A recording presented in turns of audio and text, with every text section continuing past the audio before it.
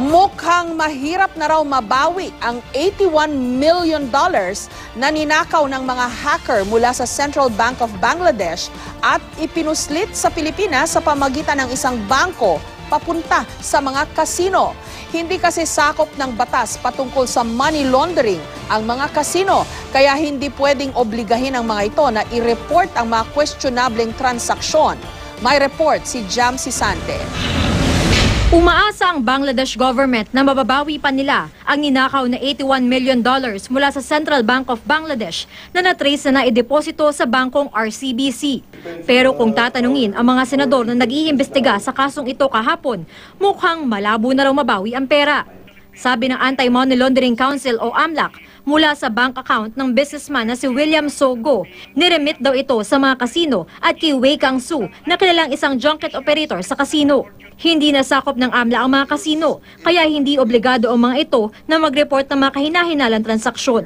Depends on our agencies now to trace it. But I think it's very difficult given that it has already entered the black hole. Punta tayo sa casino, magkakasa ko ng chips, 5 million. Magkape lang tayo, umupo lang tayo. After 1 hour, you go back to the casino. Can you convert my chips back to cash? Wala naman nagkikip ng records noon, di ba? Sa daming tao sa casino, you cannot follow every player. Di ba? That's the easiest way to launder money. It's our belief that the government of the Philippines and the Senate, they are on board. They're very serious, the central bank also, so that we get back our money as soon as possible.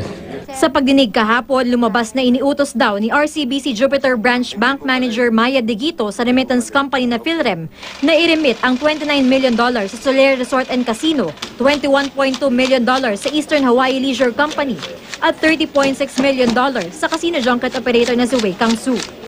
Itinanggi kahapon ni Go na sa kanya ang bank account. Si Digito naman, nakiusap na sa isang executive session daw sasabihin ang lahat ng alam niya. Ilalabas na ng DOJ bukas ang mga sabina kaugnay na reklamo ng Anti-Money Laundering Council laban kay Digito at ilang bank account holder nila na pinasukan ng $81 million mula sa Bangladesh. Ang dapat daw mangyari ngayon, sabi ng mga senador, maamyandahan ng AMLA para masakop na nila ang mga kasino. Bagay na ipinaglaban noong isama sa AMLA pero kinontra ng ilang kongresista dahil baka raw matakot ang mga investor sa bansa. Kung hindi palalakasin ng batas laban sa money laundering, posible raw na i-blacklist ng Financial Action Task Force ang Pilipinas. Kapag nangyari ito, mahihirapan ang mga negosyante at OFW na magpadala ng pera papasok at palabas ng bansa dahil hindi raw pagkakatiwalaan ng ibang bansa ang ating financial system. Jam Sisante, GMA News.